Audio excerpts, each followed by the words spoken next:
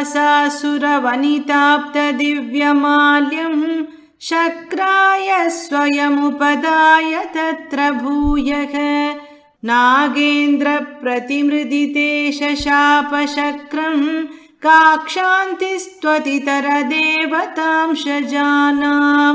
शापेन प्रथितजरेथ निर्जरेन्द्रे देवेष्वप्यसुरजितेषु निष्प्रभेषु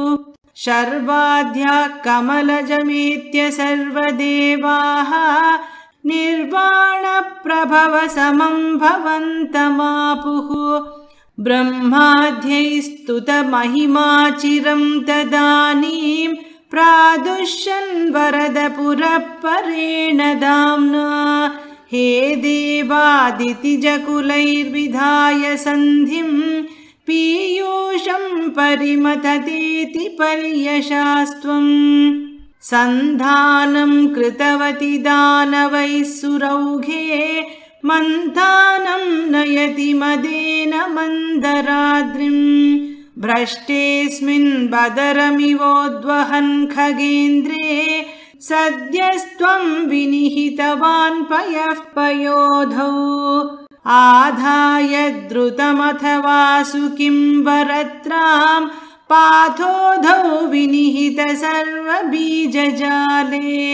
प्रारब्धे मथनविधौ सुरासुरैस्तैः व्याजात्वं भुजगमुखे करोत्सुरारीन् क्षुब्धाद्रौ क्षुभितजलोदरे तदानीं दुग्धाब्धौ गुरुतरभारतो निमग्ने देवेषु व्यथिततमेषु तत्प्रियैषी प्राणैषी कमठतनुं कठोरपृष्ठां वज्रातिस्थिरतरकर्परेण विष्णो विस्तारात् परिगतलक्षयोजनेन अम्भोधे कुहरगतेन वर्ष्मणा त्वं निर्मग्नं चितिधरनाथमुन्निनेथ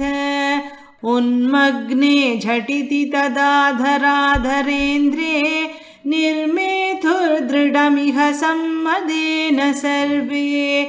आविश्य द्वितयगणेऽपि सर्पराजे वैवश्यं परिशमयन्नविवृधस्तान् उद्दामभ्रमणजवोन्नमद्गिरीन्द्रन्यस्तैकस्थिरतरहस्तपङ्कजं त्वाम् अभ्रान्ते विधिगिरिशादय प्रमोदात् उद्भ्रान्तानुनुगुरुपात्तपुष्पवर्षाः दैत्यौघे भुजगमुखानिलेन तप्ते तेनैव त्रिदशकुलेऽपि किञ्चितार्ते कारुण्यात् तव किल देववारिवाहाः प्रावर्षन्नमरगणान्न दैत्यसङ्घान्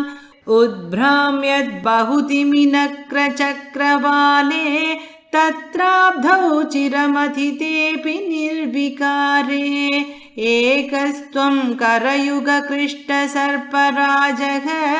सम्राजन् पवनपुरेश पाहि रोगात्। श्रीकृष्ण शरणं मम गोपिका जीवनस्मरणं गोविन्द